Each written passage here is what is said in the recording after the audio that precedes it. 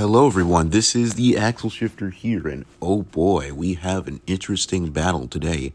This is Multiverse Wars, episode 17, and we're including two more gaming characters, Jago for Killer Instinct versus Ryu from Street Fighter, two of the best warriors out of all of the fighting game genre, or pretty much all video game genre in general. So we're going to see who wins.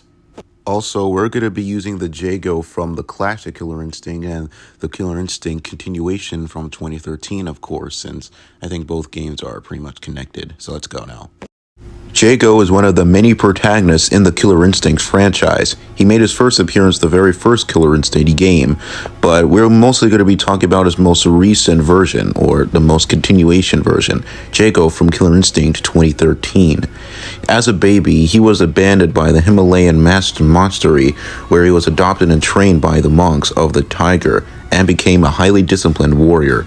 Due to his skill and training, he was visited by the Tiger Spirit, which granted him mystical powers and pushed him even further, even to the point where he became a member of the Killer Instinct tournament to battle the evil Ultratech Corporation and to fulfill his destiny overall.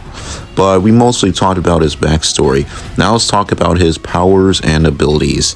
And oh boy, are there a lot of them. Due to being a highly experienced warrior, Jago is pretty strong, and he also has the Tiger Spirit inside of him. Thanks to his, of course, attack fluency. His attack fluency is pretty high, as he is equal to Shadow Jago, and he also has defeated Shadow Jago. Now, if you want to see about him, go check out Multiverse Wars 3, Goku Black vs. Shadow Jago. He also defeated him during the war, and he even fought Gargos and beat him. And as the owner of a Guardian, he possesses strength much comparable to Kim Woo and even Tuskus. Even while weakened, he was able to pretty much beat Gargos still, and he could still overpower him, Maria. Yeah, remember Mira? Mira, who also refused to face him directly until he was able to pull back, which basically means that Jago is pretty scary as well, despite him being mostly chill, honestly. I mean, he does look pretty cool, but still, now it's on to speed. As for speed, he is very fast, likely superhuman when it comes to overall travel speed. The Guardians inexplicably gave her owners superhuman strength and speed, of course.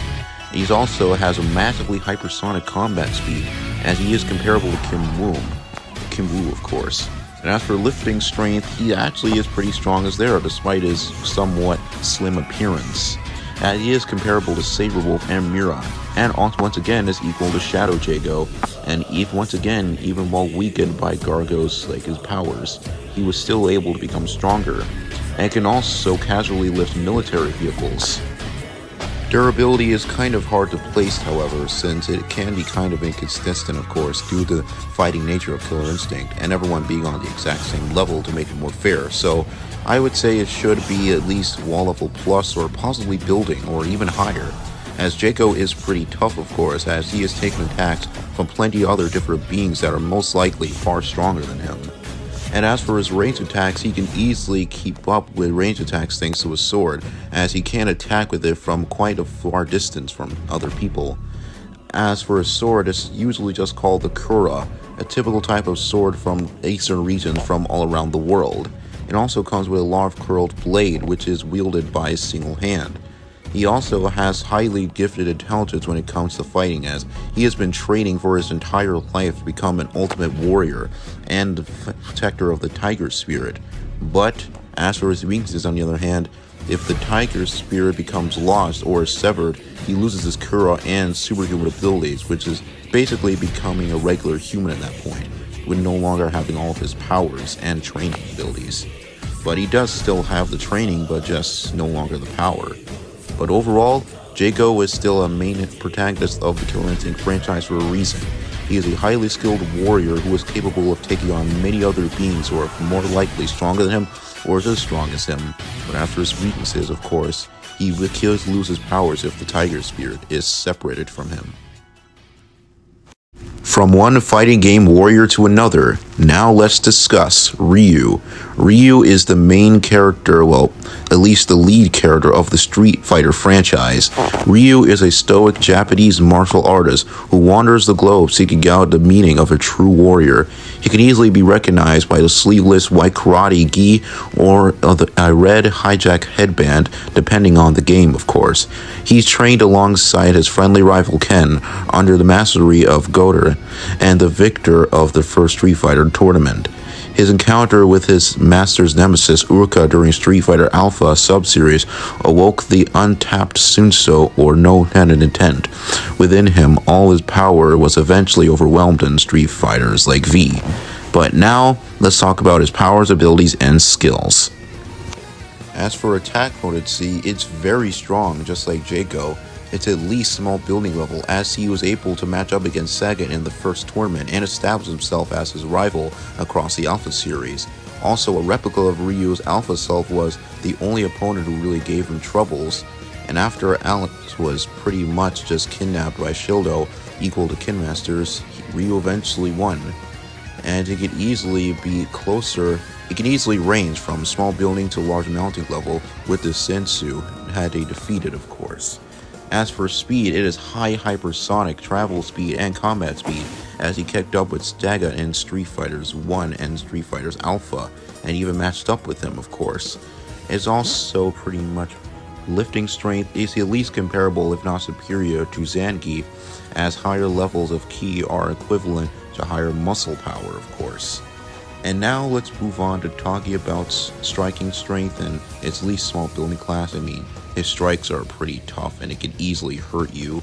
As for durability, it's at least small building level, at least I would say, because he was durable enough to withstand Alex's blows, and also was durable enough to stand Shinsu and no Hada.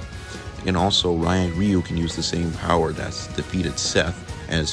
As for stamina, it's easily very fucking high, as he consistently travels the world barefoot, pretty much resorting to vehicles, and doesn't resort to vehicles, practically walks. He only rarely resorts to vehicles, and he performs regular training to strengthen his body and become even more powerful than he normally would today. But as for his standard equipment, I mean, he doesn't really have much range attacks other than his Hadouken, of course. But other than that, he regularly just has boxing gloves and that's it. He doesn't really have much range attacks other than the classic move.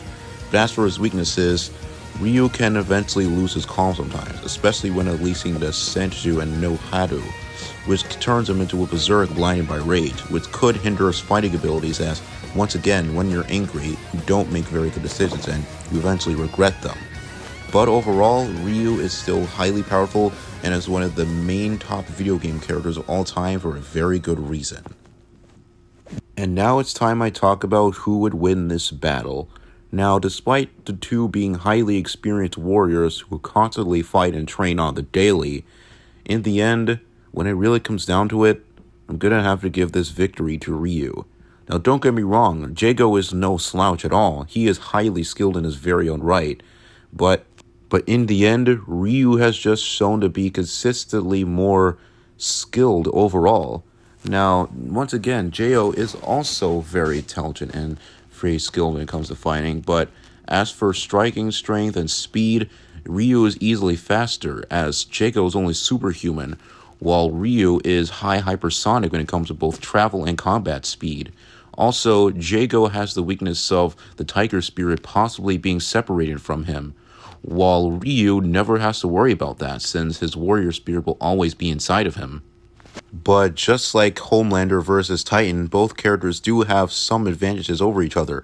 Jago has the advantage of having a ranged attack, that being his Korra sword, while Ryu only has the Hadouken attack, but that's about it. But I would say that the Hadouken attack would be more effective than the Korra sword because it's a blast of energy and that could be very powerful to any normal person and could possibly kill them. While the sword can be pretty powerful, I would say that the blast would be more effective in the long run. So overall, while Jago is highly experienced and trained when it comes to fighting and combat in general, Ryu's just faster, stronger, and has a better striking strength, a higher durability, and also has some higher stamina, of course. and he also has experience. No, not experience. Both are experience. But yeah, still, I would say that the winner of this battle is Ryu. And I hope you guys enjoyed this video. And if you possibly want a rematch or possibly a different version, such as Evil Ryu versus Shadow Jago, then let me know. So see you later, everyone. Goodbye.